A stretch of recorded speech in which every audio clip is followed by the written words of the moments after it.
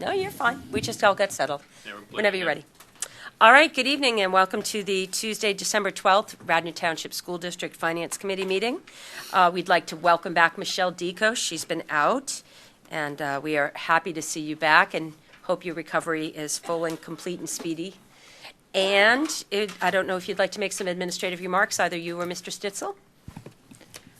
I will make a few opening remarks. I know that in my absence, Mr. Batchelor had indicated that we would be keeping track of the questions and that I would answer them at a future meeting. Today is my first day back, so Patty Calderoni was kind enough to send me all of the questions, which I have, and I'll be reviewing those and gathering the information to answer those at the next meeting. That's great, thank you. All righty, and with that, we'd like to welcome anyone for public comment. Hopefully you had a chance to sign in on the side table and read the guidelines. Do we have anyone who would like to make public comment?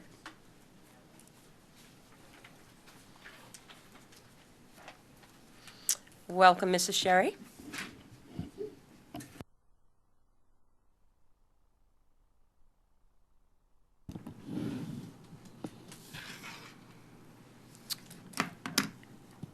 My first question, well, I did mention a question at the last meeting, really sort of two issues about the Board of Commissioners meeting last night.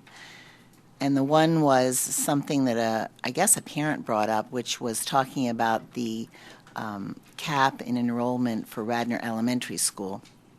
And she stated we were above the requirement, and I wondered what is the cap, and are we above it, and if we are, have we notified the other participants in the tri-party agreement? And the second is a question about what the tax implications are for the school district after last night's Board of Commissioners approval of the PLO amendment, and the possible effects it will have on 7 properties in the township. So, and also, how do we evaluate that decision in terms of our finances and our plans for the future? And the rest of my comments for now are about the audit report. On page 10 of the audit report, it states, "The general fund is the district's primary operating fund. At the conclusion of the 2016-17 fiscal year, the general fund balance was $19,186,506, representing an increase of $1,242,995 in relation to the prior year. So we increased the general fund balance by over $1 million. And then it says the increase was due to... Mrs. Sherry, that's not on page 10, so I just want to double check your page number. Oh, dear. I need to look at that. Sorry. So sorry. I think it's page 9. Okay. Well, it was page 10. It's page 9. It was Page 10 online. online. It was page 10. Okay. Sure, especially if It's fine. We see it. It's at the bottom of page 9. Very good. That's good. Yeah. Okay. Sorry, under general fund.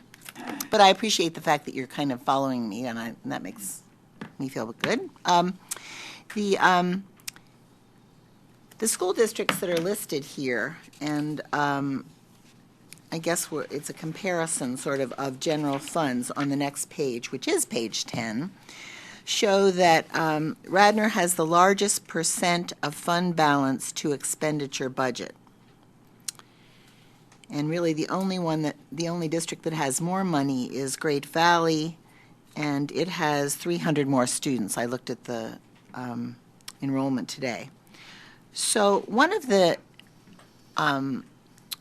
arguments I often hear for having a very large general fund is that it helps us with our rating. So if we go out to borrow money, if we have a higher rating, that's a positive, and we can borrow money at maybe a lesser amount. So, but I'm wondering if any of the other 6 school districts listed here, and these were chosen, I think, because they were similar to our district. I think that's what I read. if any, what are the ratings of these other districts that seemingly have a much smaller percentage of fund balance to expenditure? Including Wallingford, Swarthmore, which has an 12%. We have as I said, the highest at almost 20%. Then my other comments are really about employees that leave us and what we continue to pay them. Because when they're no longer teaching our students and connected with our students, it seems kind of the money going to them doesn't feel like it's benefiting our students directly.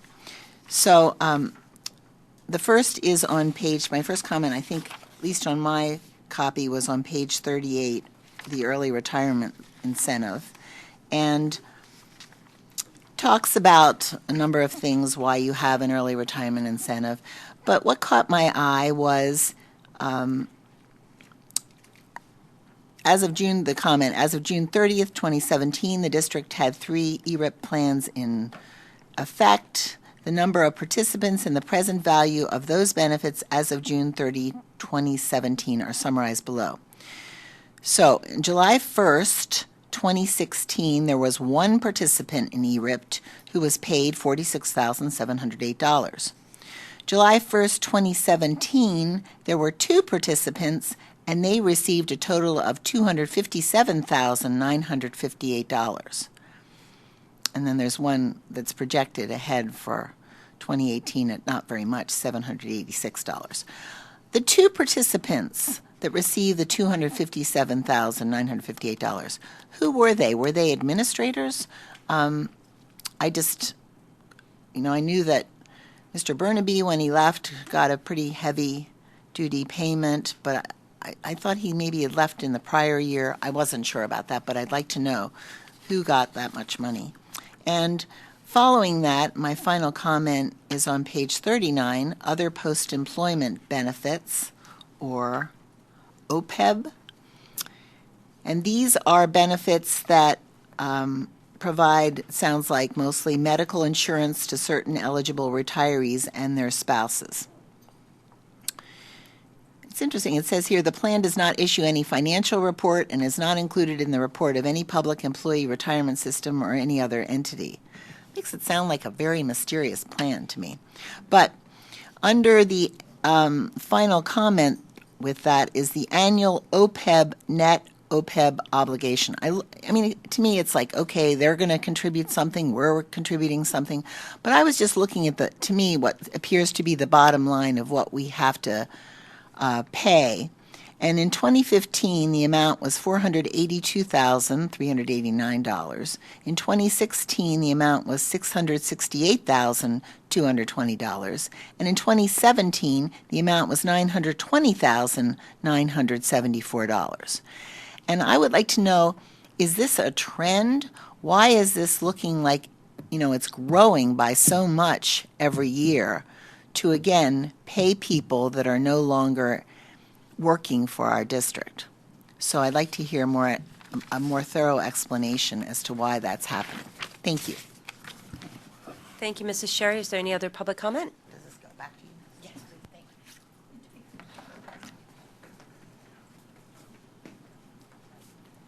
you. Welcome back.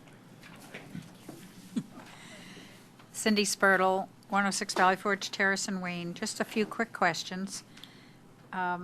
I believe that now the analysis of substitutes is now part of the Finance Committee, and when will that be discussed on how we're doing? I think we moved that over to curriculum, and then it Oh, comes it's back to us. curriculum now. It comes back to us occasionally, right, for an update. Okay, so it's now part of curriculum. Yeah, they're gonna do. Yeah, we moved that. Okay. I I'm knew gonna it. go out on I a knew limb it and had say you moved. I were- thought it was here, but I think we talked about that at the September meeting. Yeah. Is that we would review it periodically in finance, and because it's more of a curriculum-related item, that curriculum would review it on a monthly basis. all right.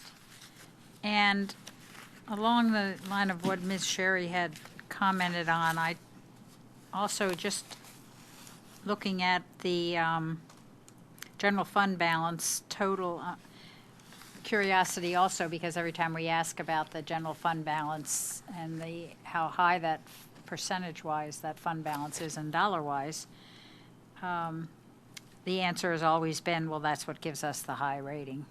And so once again, to reiterate the question, do the other districts being compared to rank as high as we do? And also, when you look at over $19 million for Radnor Township sitting in the general fund balance, are we missing an opportunity to spend down the general fund balance on education? It's sitting there. And I read something on page 12 about the capital projects fund, and I just wanted to make sure that I understand that capital projects or capital is the only part of the general fund balance that is not fungible. Is that the correct term? It can't be moved. No, it can be moved. But once it's appropriated for capital, it has to stay as a capital. It can be moved. It has to be moved through board resolution. Okay. But once it's been transferred, that's where it becomes difficult to transfer it back. So if you look at the fund balance in the general fund, we have appropriated fund balances. Yeah. And there's fund balance that's been appropriated for capital expenses. That can get moved around at any time without any problem. Into other areas. areas. Okay. All right. Thank you. You're welcome. And if I could just make a quick comment, I'm sure Mike Mood is here. He's going to be presenting the audit report to us, and he will probably answer some of the questions that were asked in the public comment section as he goes through his report tonight. Great, thank you very much. So now we're going to move on to approval of the minutes. Mike, I'm actually going to make a small change. I'm going to request a small change to these minutes. On the second page, I just would like to clarify that for the approval of contracts, the 2018 Radnor High School commencement ceremony, the board approval that we made was, or the committee approval was an $11,500 flat rate rental and an additional up to $10,000 for the add-ons. The not to exceed, the way we wrote it in the board and the way we talked about it, was not to exceed $21,500. So I'd just like to add those together, because that's really the way we discussed it and ultimately approved it. We made the distinction that it was $10,000 for those, up to $10,000 for those. I guess you can just put after Add-ons. 11.5 for the rental, you can put and not to exceed 10 for add-ons. Correct. All righty? Thank you. And other than that, did you have any issue with it? Nope. Okay, great. I just thought that would clarify that a little bit. So with that, we are going to move on to the agenda item, the review of the audit. Mr. Mood? Thanks for coming out. Since there's only two of us, we'll give you double the attention. And if you could just put your microphone on, thanks. Sure. All right, so I'll go through a brief synopsis of the audit report. It's a much larger document. I'll try to hit on some of the highlights and not bore everyone to death. But the crux of the report is essentially pages 1 and 2. It's, I think, pages 4 and 5 of the PDF document that you guys probably have online. But that's our independent auditor's report. So that is, in essence, what we're providing to you and opining upon. So the first section of that report outlines the scope of our audit, while the second section outlines management's responsibility, which is the preparation and fair presentation of the financial statements. The third section outlines our responsibilities as auditors, which is to conduct the audit in accordance with generally accepted auditing standards, as well as government auditing standards. And then the fourth section is our opinion. Our opinion was unmodified, or essentially a clean opinion. No issues were discovered that were considered material in nature during the audit. And then the second page, sections 5 through 8, is just some supplementary information that we're providing some information on in the audit report. But the main point of that is just that it was an unmodified or clean opinion. The next several pages, pages 3 through 14, are the MD&A, or management's discussion and analysis. Now, this is an opportunity for management to highlight some of the specific variances or some of the more important things that happened over the course of the year, as well as to project some highlights into the future, what future expectations are at the tail end of this report. So some of those highlights I'll go through. On a government-wide basis, the net position of the district closed in a deficit of about $96.3 million. That was a decrease of about $4.2 million year over year. Most of that was in governmental activities, while the business type activities or your food service fund increased about $42,000. The general fund, as was discussed earlier, reported an increase in fund balance of $1.2 million and now has a cumulative fund balance of almost $19.2 million. A lot of that has been committed for specific purposes. $6.5 million was committed for future capital projects. Roughly $700,000 was committed for technology and curriculum initiatives. $3.4 million for future employer retirement rate stabilization, and another $860,000 for the payment of the long-term portion of the early retirement incentive plans and future compensated absences. That leaves a balance of about $7.6 million, which is considered unassigned, and that is 8% of next year's expenditure budget, which is in line with the state guidelines from PDE, allowing a maximum of 8% of the following year's expenditure budget to be unassigned. Pages 4 and 5 are essentially just an overview of the financial statements. They explain your fund types and some of the specifics regarding that. It's the same as last year. While pages 6 through 8 is condensed financial statement information of some of the future statements that are on pages 15 and 16. Some of the information associated with that is described on pages 9 through 12. That talks about the district's governmental funds in the aggregate, not just the general funds, which has a combined fund balance of $24.6 million at the end of the year, which was an increase of about $1.8 million year over year. The general fund increase of $1.2 million, there's some comparative information in some of the major object revenue and expenditure codes on those subsequent pages. The district relies on tax revenue. It represents about 80% of the total revenues for the district. Those tax revenues increased about $3.4 million year over year, or 4.89%, largely due to increases in real estate, interim, and transfer taxes that were received during the year. District is an education service entity, and as such is labor intensive, so as a result, salaries and benefits account for about 72% of all those expenditures. Salaries and wages decreased about $1 million from the prior year. This was the result of some retirees being replaced with staff that are lower on the pay scale, along with some decreases in administration. Employee benefit expenditures increased, and this was largely due to the required PSERS employer contribution rate, which went from 25.84% in the prior year to 30.03% in 16-17. In addition to that, employee benefit expenditures also increased as a result of increased medical benefits, which increased about 22% from the prior year, so that resulted in about $1.2 million of additional expenditures. And the other large variance for the year was transfers out. They largely decreased as a result of fewer transfers into the capital projects fund associated with the completion of the 2 elementary school projects. Page 12 also talks about the general fund budget. So on a budget to actual basis, revenues were about $600,000 more than budgeted amounts, so that was a positive variance. In addition, there was a positive variance on the expenditure side.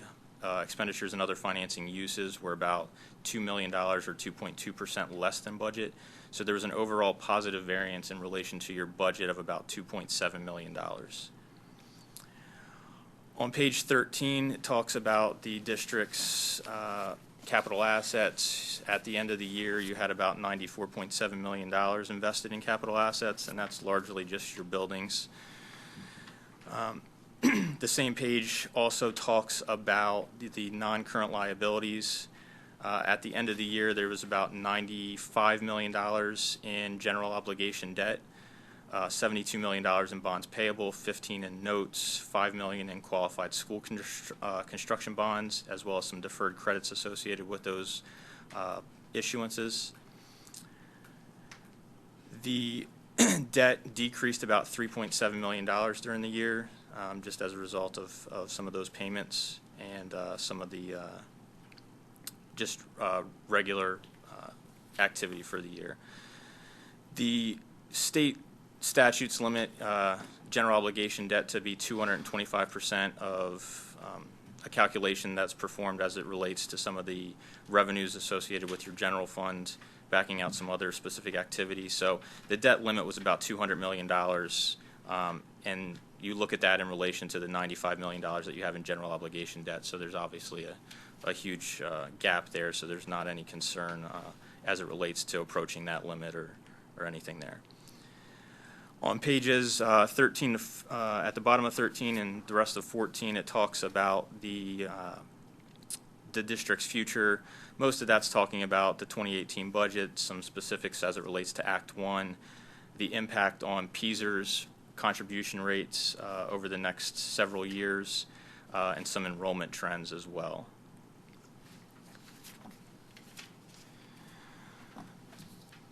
As we move beyond the MD&A, page 15 is the statement of net position. This accounts for the business type activities, which is your food service fund, the governmental activities, which is essentially all other district activities. Your cash investments and receivables approximated $36 million at the end of the year. Current liabilities were about $12 million.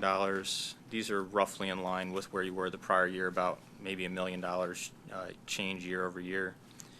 Net position restricted for capital assets was $2.56 million, and the overall deficit in unrestricted net position was $104 million. Can you take just a moment? Yes.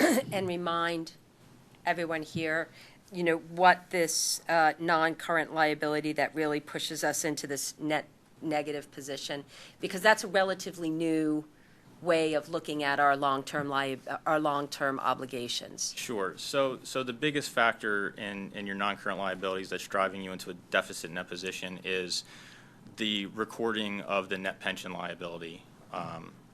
That I think this is year 3 now that's been evaluated. It's done on a 1-month lag, so the actual liability that's reported is actually related to PSERS being audited as of the end of 2016. So, you know, hopefully you guys will see some benefit of some of the changes in the market conditions over the past year, and hopefully that will be a little bit more fully funded than it has been. It's been trending downward overall at a state level. But that's a large liability that's you are allocated a portion of that based on the district's payroll. So that's how it's determined on a statewide basis, how it allocates the overall liability. So that's what's driving you into a So let me ask you 2 questions about that. We could either be in a situation where if the state were ever fully funded for PSERS, Yes. for everybody, then that liability would go away, or would they still record our liability based on our payroll of, you know, if Radnor Township stopped operating today, but we still had to pay out every PSERS that exists, we would still owe the 251 million, or if the state were actually current with its PSERS fund, that number would go away? It would go away. So we would stop reflecting it. If the plan were fully funded, there would be no liability to allocate to the Okay. district. And so it was only like 3 years ago that they started having school districts reflect their portion of the liability, the underfunding that exists. Correct. Okay. And it's grown slightly because the actual overall funding of the plan over the past 3 years has gone down. So we're still losing ground at the So state level? the plan is 50% funded at the end of 2016. When it was first evaluated, it was 57% funded. So we are losing ground. Okay. Yes. All right. Thank you. Appreciate that.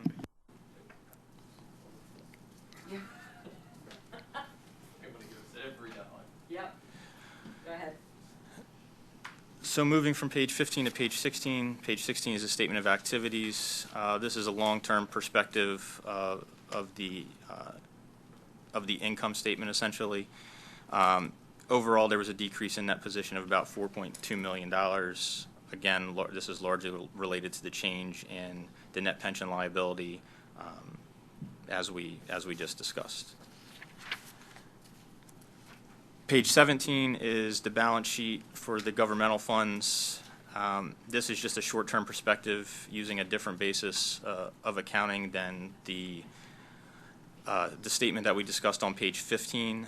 The major difference between this balance sheet and the one on page 15 is that this doesn't include your capital assets, non-current liabilities, and some unearned revenue. It's just a different accounting basis, so that's the reason for the difference there, but it's just more just accounting-specific information. Page 18 shows the difference between the two. It reconciles the difference between page 17 and page 15, so you can see that the capital assets and non-current liabilities are the largest drivers of those differences and reconciles the difference between the two.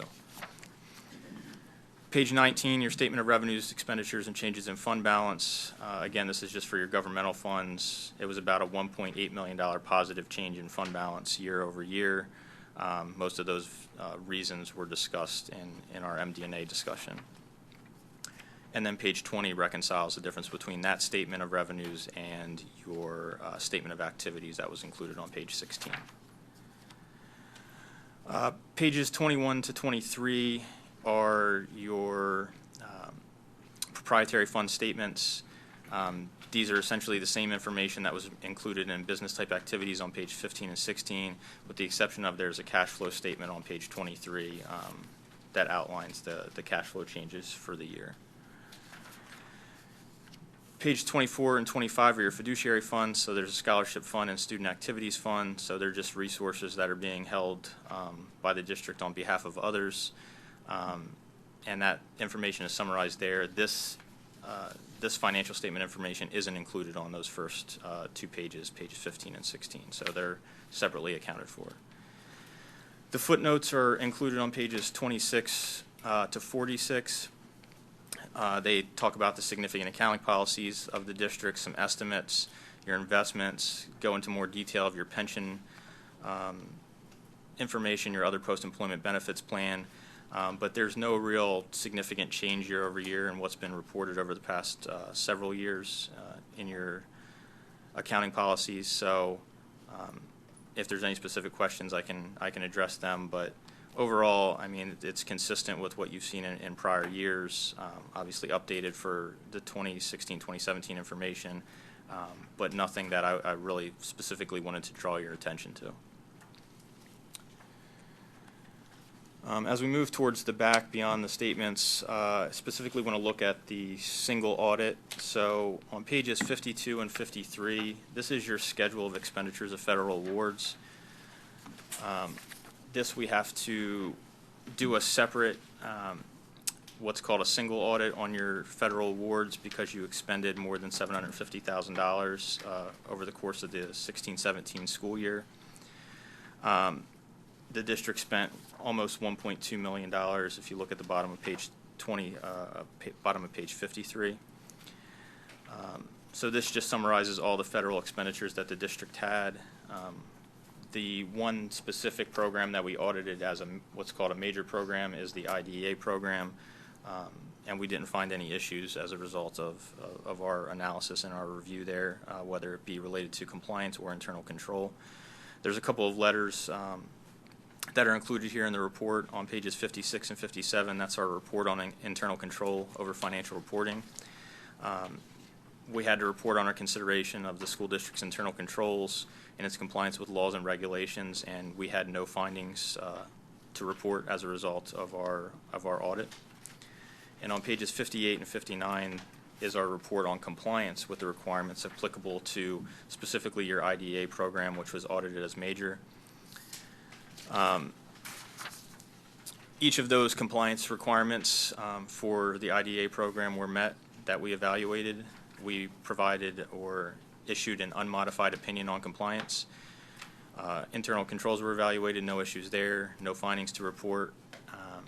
And then there's a summary of that information that's included on page 60 that outlines what we tested, what the thresholds were, and that there were no findings or no significant deficiencies as it related to the internal control structure associated with that program. So if there's no questions, I can try to answer some of, if you want to, if you can repeat any of those questions that the public had. So one of the questions that was brought up involves information on page 10 in regards to the fund balances. I think it's important to note that the fund balances that are listed on the top of page 10 are total general fund balances and include unassigned and unassigned dollars. It's not broken out. No, yes, this includes all committed fund balance, all assigned fund balance, all restricted fund balance, all 5 categories that are included within fund balance are captured there. So although it shows that Radnor does have has the highest amount, we've got also a lot of committed fund balances for specific things, and other districts that may be listed on here may not have as many committed fund balances for things like capital projects, retirement rate stabilization funds, and things like that. It'd be interesting to see Lower Marion's number. It's quite high. I was curious that Haverford Township wasn't on this list. It's a nearby district, also in Delaware County. Okay. This is not necessarily a comment for you, but it would be interesting to see the impact of, and TE, the impact of fund balance on rating. So one of the things that we do when we That's just select, Curiosity thing. Yes, It's just a not curiosity. It's not an auditing thing. Yes, and it's not an auditing thing, we know that. so the MD&A has specific criteria that has to be included in it, so we try to do that. But when it comes to things such as this fund balance, we try to pick districts that are similar to us, but we also have to rely on districts that perhaps our auditors have a relationship with so that they can get the information. A lot of the districts are going through the same process that we're going through, trying to finish up their audits. So getting the information timely and being able to include it in our MD&A can be a challenge. So those are the things why these specific districts might have been selected originally.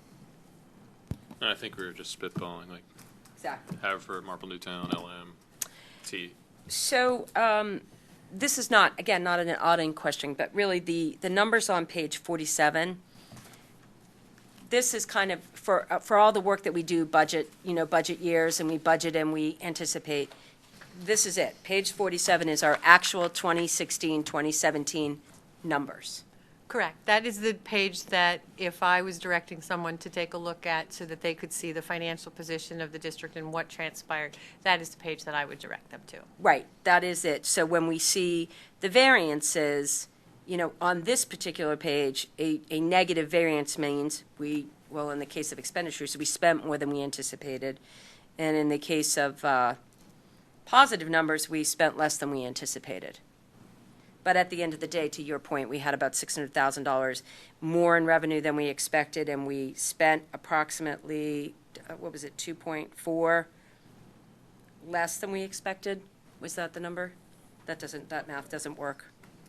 Well, it's the 363 that you see on the expenditure line item plus the other financing sources and uses. So there's a positive there it and is. a That's negative right. variance there Right. that are being aggregated for the summary of the numbers that we provided earlier. Right.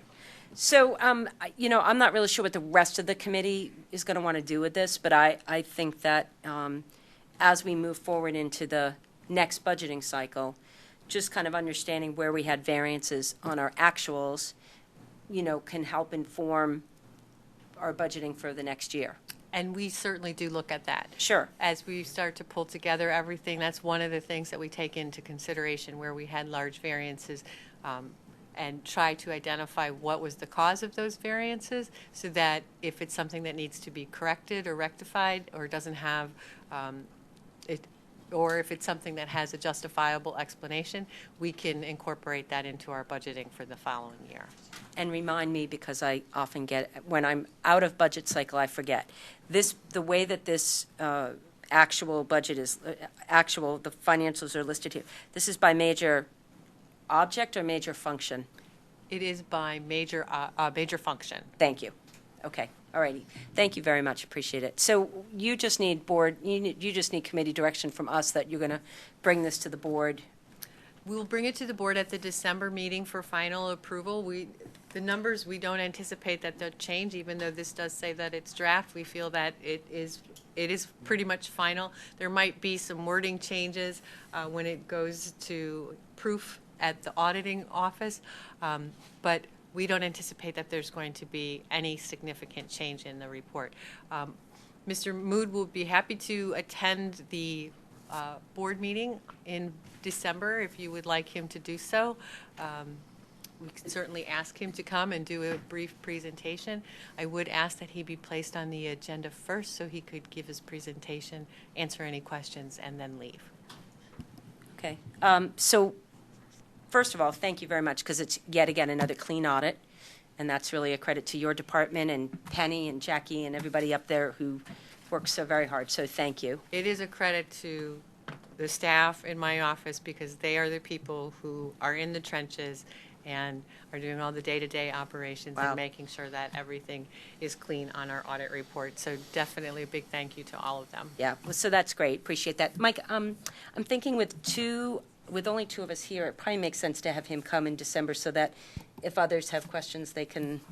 Yeah, I'd rather have him answer the questions than me Than kind us, of right, throw yeah. smoke up So, somebody's. and when we work on the agenda, yes, of course, we will place this early in the night. So if you could plan to come, that would be great. And we will endeavor to have you on the agenda early and let you get on with your evening. But I think that would be helpful, given that other people aren't able to be here tonight. Sure. And if you briefly want me to address that specific question that we were going over here, as it relates to the different school districts and the analysis and the fund balance, I think there's a combination of this point and one of your other questions that you had was as it relates to capital projects. So there's $6.5 million that's committed to capital projects. So what a lot of school districts do is move money into capital reserve at the end of the year. They transfer the money out. But at the time that you move it to capital reserve, you can't move it again. It's there. So this allows the district a little bit of flexibility by committing it, keeping it on the general fund, as well as managing their unassigned fund balance within the PDE requirements. So I think the district has a little bit more flexibility here, and that's why there's a little bit more fund balance sitting on the general fund side as opposed to a proportionate amount being moved over to capital reserve. So I think it offers flexibility for the board to manage that a little bit easier.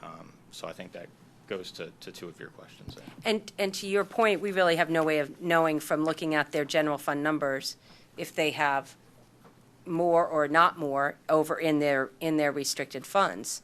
Correct. That aren't showing here. Yeah, okay. Correct. All right, well, thank you very much. I appreciate your time with that. Thank you. Thank you very much. Yep. Okay, so we're going to move on to agenda item number 2, which was the contracts, and you want some approvals from us, yes, Mr. Stitzel? I think I'm 4.3.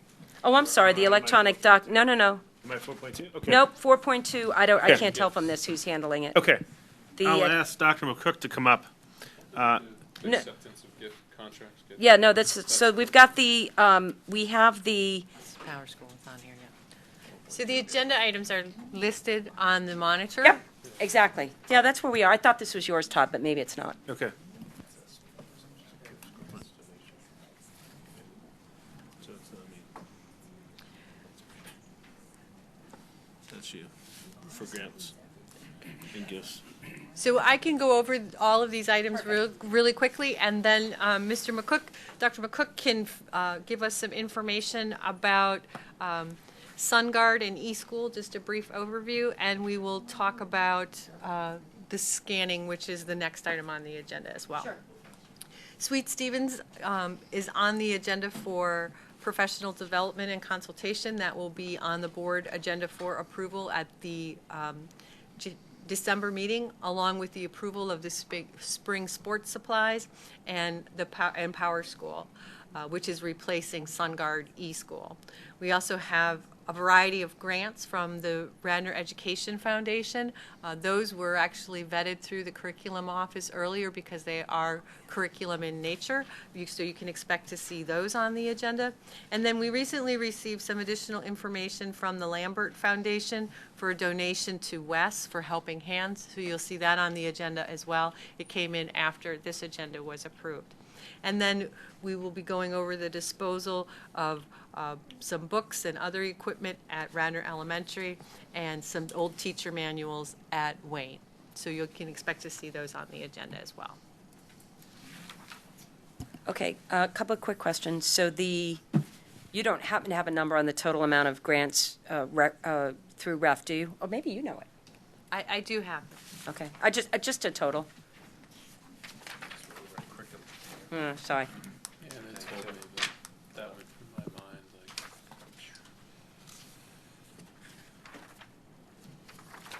You know what, Michelle, actually, maybe you can look at that while Dr. McCook starts to talk about PowerSchool Group.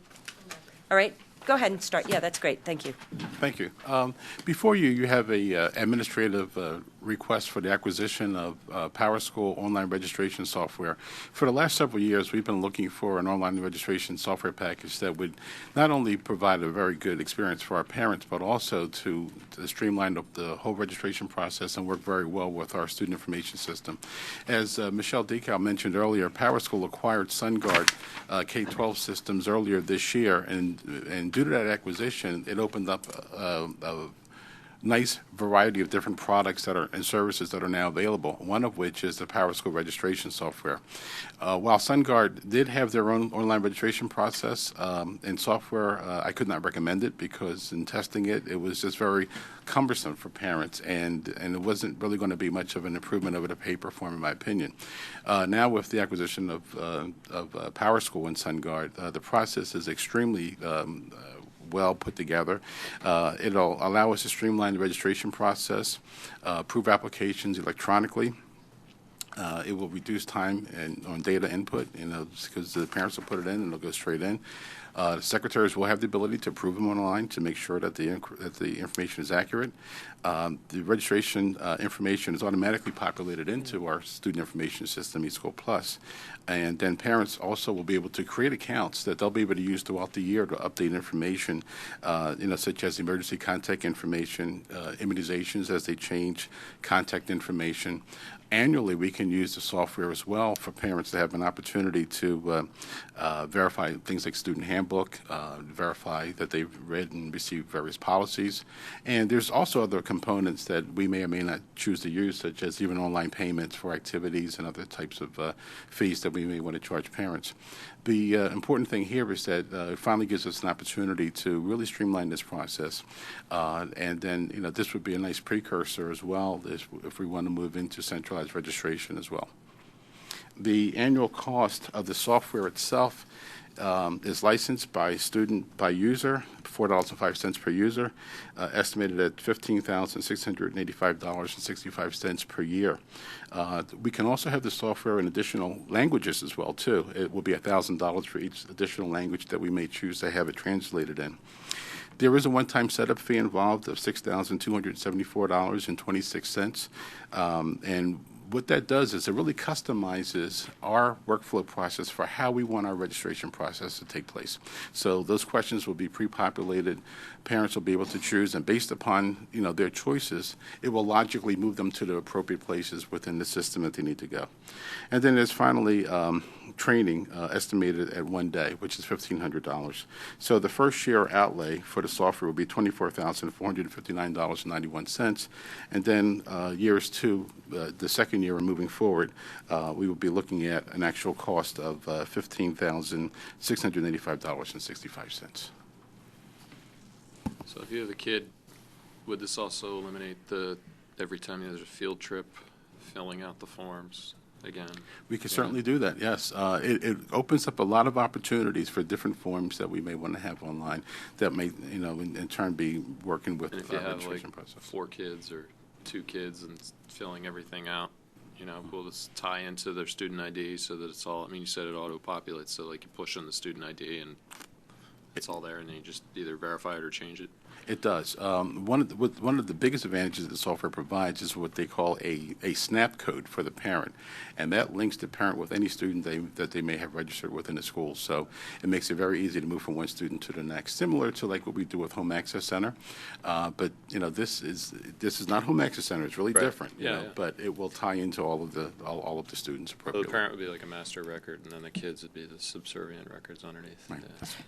So I thought that this was to be able to do central registration, so that you're just talking about a system where parents who are already parents in the district will have basically an online account for Yes. a variety of things. Yeah, this- But it's separate from Hack, It is. and it's separate from Schoology. It is. Well, Schoology is a wholly owned company all by itself. Yeah. I know that. I'm trying to, so, This is a thing that and I want to thank Dr. McCook, our parents have been asking for it at the beginning of the school year, Yes. the forms. And oh, yeah, no, I and- know. I'm on board with that. I'm just Uh, trying to keep it and that- straight. yeah, so that's, yeah. Yes, well, many have been directed to me, besides the spouses of board members. And this was something that I give a lot of credit to Dr. McCook and his department, that they believe they can have this up and running for the fall. It wasn't something that it was Absolutely, initially yes. that we had looked for. You know, when we set up our goals and we set up our priority projects, this wasn't one that we were looking to have started, but just through the feedback Dr. McCook was hearing from other places. So it will give that initial piece of all of that paperwork at the beginning of the year. It also opens up that opportunity for a secondary discussion about whether we want to go to central registration, which is really, there are two separate items. They are. You got to walk before you run, right? Absolutely. Okay, and, listen, I'm on board. I mean, I get it, don't get me wrong. It just was kind of taking it in. That's a lot of logins and usernames. And so this one day of training is for whom? That would be for the secretarial staff, and I would participate, and we'll have some other central office people participate as well, because, we are going to be establishing workflows behind this, to make sure that it's customized the way we want to conduct registration. And it is highly customizable? It is, yes. That's All what right. that $6,000 fee is all about, because every district has different ways, that they register students, and while the information is largely similar, the processes could be different. Okay. So what's going to be the plan to roll this out to parents? I mean, how will that get instructions for the parents? I mean, is it pretty user-friendly? It is. It's very user-friendly. As a matter of fact, the last viewing of this product that we had, we brought our building-level secretaries in who do registrations, some of which have had children that they've, had to register themselves. They were overwhelmed by the ease of use, and they really thought that it was the perfect product to have at this time. One thing that I should mention, one of the advantages of going with PowerSchool registration over the other companies that I looked at is that if a parent has a question, they call PowerSchool directly. They don't call us.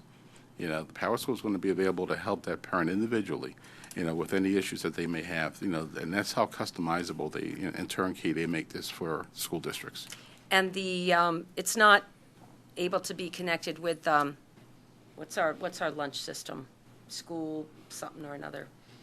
To pay online to My school bucks? Oh, yeah, whatever the one is. I'm not sure what the name of it is, I because we have a couple, with the food service, we have a couple of systems. It doesn't have an ability to do that, does it? It does have ability to collect fees. Now, I don't know if lunch fees is one of them. I can find out. Okay. Yes. So one of the things that we started speaking about before Dr. McCook was actually looking at this, and we've been working with Tony Rabarchak, Dr. Rabarchak on this project, is we've been looking at the ability to collect credit card payments for things like field trips and things like that. So we did preview a product. I'm not sure if you were there when we previewed that product or not. That kind of got put on the back burner when I was out, and I think we're going to revisit that again to see if that's something that we want to consider moving forward with at the beginning of next school year. Yeah, the permission slips and payments for field trips would be big. Oh, I mean, listen, Crowd this is like, pleaser. we're talking about $5 per student. I've filled out more than my $5 worth of forms over the years. And the information would repopulate. It would just stay in the system, so 12 years of paperwork is turned into one day of fill out some forms and update it periodically kind of thing. Absolutely. Got it. Okay. Well, that's great. I mean, I'm glad you guys have tried to find something that's going to make this piece simpler for, I know that we have board members who've been asking for online permission slips and all this kind of stuff, and so that's great. All right, super. We're moving into the late 90s. Moving right along. All right, so what is spring sports supplies? Is that a? Big for Radnor, We do a bid Thanks, Barry. 3 times a year for sporting supplies. We do fall, winter, and spring. These are the spring sports supplies that we'll be awarding the bids for. I thought Spring Sports Supplies was the name of the company. No, this is the Spring Sports Supplies. Yes, that's Got it. We could have probably put a dash or something. in Okay, there got to it, got it, make got that it. up. And then Sweet Stevens, It's all approved, all capitalized. That's right. Yeah. Sweet Stevens, now that, I don't know if anybody wants to give an update on that one. Sweet Stevens, Cats and A little background? Yes. Yeah, I can. Do you want, Yes, go ahead. please. You wanna- Go ahead. Okay. Yeah, that is for contributing to the Sweet Stevens that's for pool council. So we actually have they have a flat fee for special education support and special education counsel. So that if we pay that flat fee, we would then be part of that the information that firm provides many different districts. So in the end, we believe it actually will be a savings because we won't have to for sometimes different questions on special ed that we don't have to constantly just contact our attorney. Often also through that fee, we get updates on local decisions, local changes, and information as well. So we think it's well worth it for us to be part of it. And I believe a couple of our administrators have had experience in that in the past to be part of it and found it helpful. Okie dokie. Did you get a total on that ref grant? I was just curious what the total was. I don't actually have a grand total, but there are 11 grants that they are funding that range from a low of $1,000 to a high of up to $30,000 for two of them. Oh, and that sounds like about $100,000. I believe with my quick math that it's just slightly over that. Oh, that's Yeah, fabulous. They're starting the new grant cycle, so they're probably dispersing the last of the old grant cycle. I mean, I'll have a report because, Okay. I'm their, Liaison. yeah, Great. couldn't think of the word. Okay. So that'll all be, we'll see all that on the agenda. Thank you, Byron. Yeah, thanks. Let's see, do we need anything? Oh, document management. Yes, when I first got here, I had concerns about how the HR files were held, and it was paper in non-fireproof filing cabinets. So after we started, Dr. McCook and I did some research, and we actually put a motion in front of the board to go with DCIU for the 16-17 school year. And then when we were ready to start those services, the IU cut the program. So we weren't able to do it last year. So Doc and I have been looking at several different vendors, and I asked him to get in because with technology, he's the guy who's got to support it, and I don't want to do anything without his knowledge. So he's been a huge help, and I'd like to give kudos to him for that. But we've kind of landed on one company, which is a local. We looked from companies from local to Atlanta, Georgia, correct? Correct. To see how it would work, how we would get the documents to them, and those type of things. So we settled on Scantech, which is a local company, and it's a scanning fee of a little less than 4 cents per page, which is 0.395 cents per page. The fee to prep the material is a $13 per hour document fee. They believe they can do about 600 pages of prep in an hour. That's taking out staples, paper clips, and those type of things. There is no setup fees. They have waived all those for us, thanks to Dr. McCook's negotiations. And the yearly fee would be $500 per year, but it is waived for the first year. So the ongoing cost of this would be $500 after we get all the files done. The files we'd like to take would be all of our previous employees, all of our current employees, and all of our HIPAA files. So we have everything available. So if something would happen to this building, we could move a location and bring everything back up that we'd be ready to go. Okay. Yeah, that's like, yeah, well, now that's like, early 2000s now. I mean, well, that's cheap, because we did that for a couple of years for other people, and it's very labor intensive stuff. But and it'll all be in a searchable database, I presume, when they do it, which is the big thing, the OCR Yes. correction. Yeah, that's one of the things that And that's we a needed. 13 an hour for that, and less than 4 cents a page. That's a really good price, especially with putting in a searchable database with the OCR done. It will have a searchable database. Yes, I'll defer to Dr. McCook, but I Okay. believe so. Yeah, they're actually bundling the software for free for us. It's called Alchemy, and it will allow us to search, by OCR, and yeah, it'll really make this whole process a lot more manageable. The other concern that I had moving forward with this was business continuity and disaster recovery as well too. So we actually take care of all of these things, with the one provider. Yeah. Yes, just in case South Wayne Avenue floods again. And this company would allow us to expand to other departments as well. Yes, and hopefully, we would be visiting sometime soon, I hope, the ability to begin digitizing our student information records as well, too. I hear from our buildings all the time that they're running out of space with boxes, and, so we'll have to make some decisions about exactly what needs to be retained and for how long, and then we can be in a better position to present that later. And just one last question, because I know we had a brief conversation about the records retention policy last year, and this is all going to help keep us in compliance with our records retention policy, yes? I believe you'll be reviewing that at some point with Dr. Barczyk, but we'll be able to comply with all that. Okay, great. And the employees there do have clearances. They're required to have clearances, and the company is fully bonded and insured for the transport of our documents. Okay, great. That's great. Thank you. Thank you for working on that. Oh, very welcome. All right. Do we have Late 2000s with the OCR stuff. do we have any new business? Thank you, Byron. Thanks, Doc. All right. Byron. We will have our final public comment. If anyone would like to make a second public comment, please come forward. Welcome, Mrs. Sherry.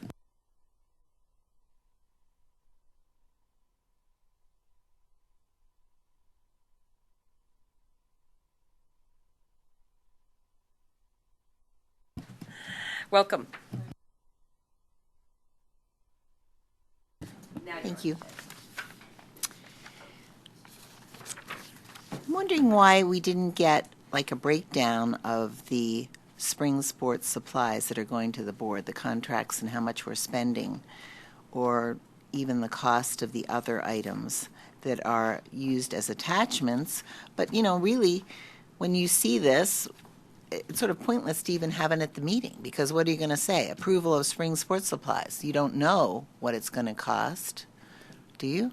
Do you have that information? I Board can members? answer your question. This is a new procedure that we're doing. What we're doing is we're making sure that everything that's going to be presented at the board agenda is going to be included on a committee agenda so that they have the opportunity to have a discussion about it. We are still compiling all of that bid information. The meeting is still a couple of weeks away. So all of that information will go to the board once it's finalized, and it'll be included in their board attachments. The idea of including things that are going to the board makes a lot of sense. I think that's a good policy. But when there's no information about it, it's pretty hard to have a discussion on it. I mean, I couldn't say to you, I see that the sports supplies have increased in value quite a bit over last year. What is the reason for that? Because I don't have the information. So really, there's nothing to, at least from my perspective, for the public to discuss about it. So that's the problem with it.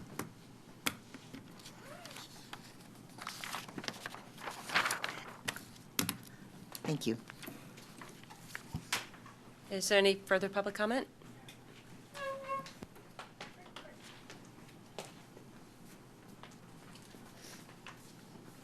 Welcome, Ms. Spurtle. Thank you. Cindy Spurtle again. Todd, on the scanning program, it's like 4 cents a page. What are we looking at for, is this like they're going to bring them in and you're going to scan in all the past records and then new records every year? Is there an estimated cost per year? I know it's a $500 fee not to be charged the first year.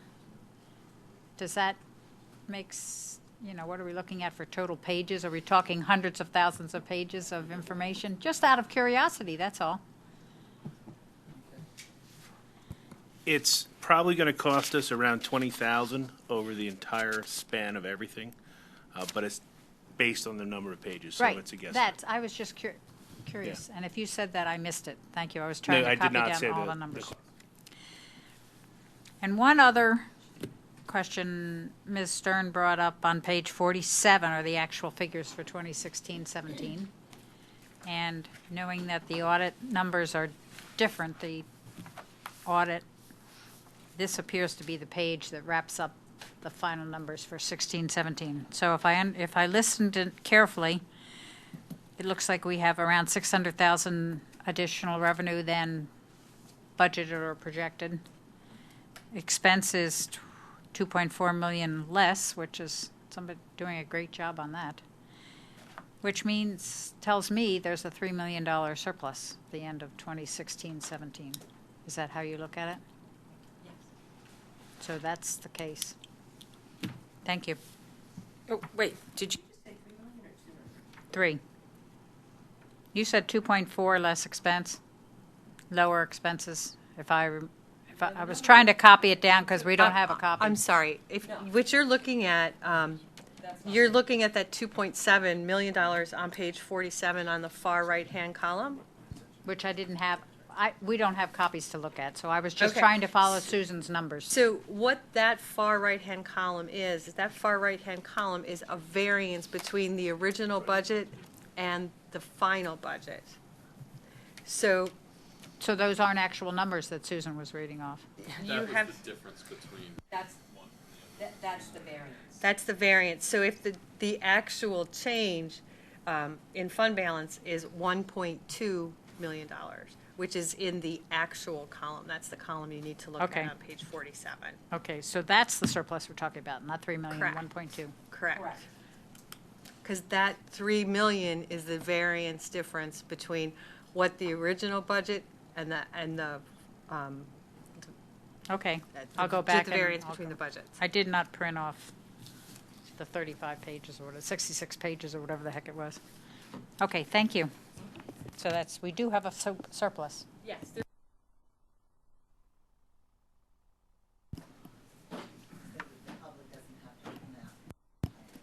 So do we have any other final public comment? Seeing none, Just we are. before you adjourn, just quick couple of comment. We will in the future try to have, for these items, the actual dollar amounts. I believe, don't quote me, but the contract for the Sweet Stevens Cats is about $7,000 Yep. a year flat fee. I believe it's around $7,000. Okay, great, thank you. All right, we're adjourned.